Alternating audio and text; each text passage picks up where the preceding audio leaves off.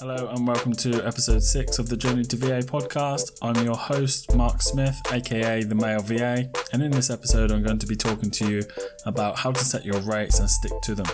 You need to know your worth, people. So I'm going to come straight out the gate and say there's no right or wrong answer to this. One thing I would urge you to consider though is how much you need to earn versus how much you would like to earn, and settle on a figure initially that will give you enough to pay the bills, with a view to potentially moving your rates up to your desired figure later on.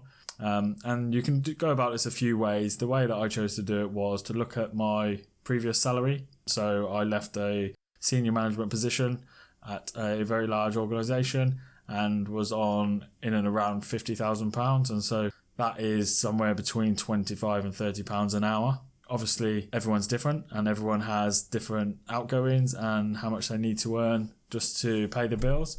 But obviously, I've been working for 17 years and had built my outgoings up considerably over the years. I've also got 4 children, have a house to run, etc. So all of those were factors that I had to consider. And it wasn't that I just plucked a figure out of the air. I did actually go through, like, what do I need to earn? How many hours a week do I want to work? I left a role that was paying in and around 50,000, like I said, and I was doing 35 hours a week. That's what I was contracted to do. But when I decided to become a full-time business owner, I actually wanted to reduce my hours a little bit. So how would I make up for that difference? Do I increase my hourly rate just so that I can earn the same amount of money? Or do I take slightly less overall salary, I guess, or income to kind of facilitate the more flexible lifestyle that I want?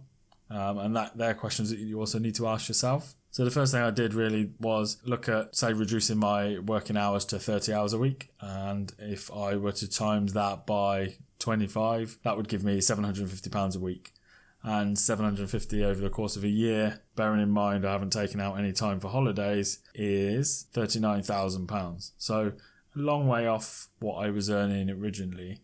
And so when I looked at that, I thought I could just work 35 hours a week, but then where am I going to get the flexibility that I desired? And that's the whole reason that I started a business. So what I opted for was to charge £30 an hour, and still would class myself then at capacity at 30 hours a week rather than at 35.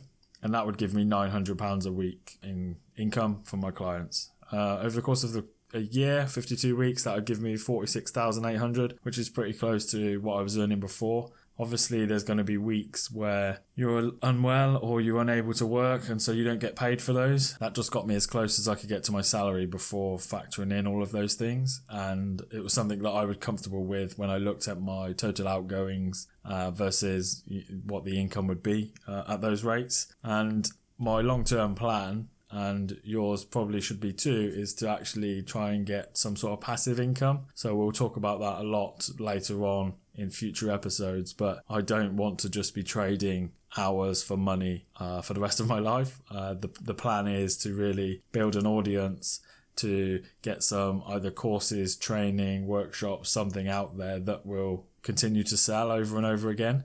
And that's just an aspiration, really. I'm still quite early in my journey, but that is something that I have already thought about and is kind of on one of my Trello boards as a thing to look into.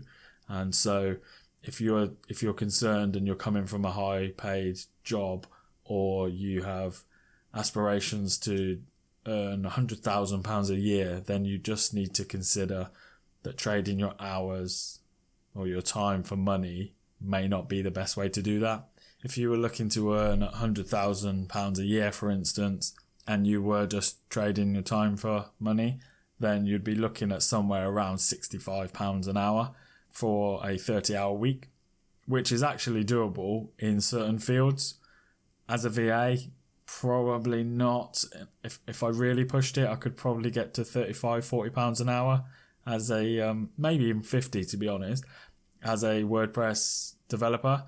But the services that I am offering wouldn't really stretch to those sorts of numbers. So you've got to be realistic as well. I think £30, maybe 35 is probably the highest you can charge as a VA, really. There are some surveys around actually that I've surveyed, I think, a couple of thousand virtual assistants in the UK, and the average is somewhere between £20 and £30 an hour. So, it's in and around the right numbers that we're talking about here. One other thing to consider is the competition, and you should know your worth and you charge what you believe you're worth, and also enough to pay the bills, of course. But it's going to be more difficult to go up against someone charging £20 an hour, especially for basic admin, if you're a virtual assistant, than it is someone charging £15-20. And there are a lot of people willing to, for £10 or £15 an hour. I actually got into a bit of bother in a Facebook group fairly recently where I challenged someone who charged very little. In fact, I think they ran a VA agency or something and paid staff less than £10 an hour and then charged their clients £15, which is great for a business model, but I would argue that that's not really being a virtual assistant and agency. Anyway, the point was that actually by charging £10-15 an hour, you're really devaluing the industry. And I think on the whole, the virtual assistant community in all the Facebook groups I've been a part of, in the paid membership group I'm a part of, they're really, really supportive and come together. They're really good and they help each other out. And I think that's really good. And by charging £15 an hour, you're essentially undercutting a lot of the industry. Probably 90% of the industry is charging more than £20 or more. So going in low is difficult. And I get the need to pay the bills and to earn more than you were previously earning. So if you're leaving a job where you were an admin assistant, for instance, on something like £16,000 a year, even £18,000-20,000 a year, that is only £11-12 an hour at most. I don't have a calculator in front of me, but I'm pretty sure that's what it was. And so even by charging £15 an hour, you're giving yourself a considerable pay rise. But just know that the lower you start your hourly rate, the harder it is to get it up to anywhere near the industry average. So you just need to bear that in mind as well. So the final thing I just want to say about this is if you go in too high, I think it's an awful lot easier to reduce to an accepted market rate. If you start at £15 an hour, it's very difficult to get to 25 without losing some customers or at least pissing some customers off. Whereas if you were to start at £30, for instance, you could gradually come down to 25. I'm not saying you should. What I'm saying is if you can't find clients at £30 and price definitely is the issue, then you could come down feasibly to £25 an hour. And actually that would be an awful lot easier, of course, than going from, say, 15 all the way up to 25. So there's two ways to go about it. I'd rather go in high, and if people tell me I'm too expensive, then I know that's an issue. If I go in low, nobody's going to tell me that actually they think I'm worth more, or please, I know you're only trying to charge me £15 an hour, but when you invoice me, do it for 20, please. That's fine, honestly. It's just not going to happen, is it? So let's be realistic.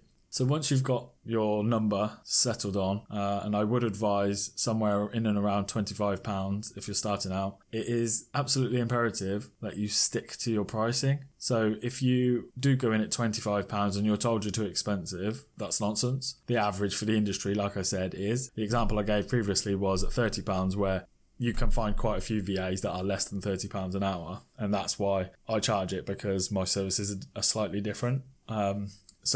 But at £25, there's no one that should really be telling you you're too expensive, because it's not just a case of paying you £25 an hour, is it?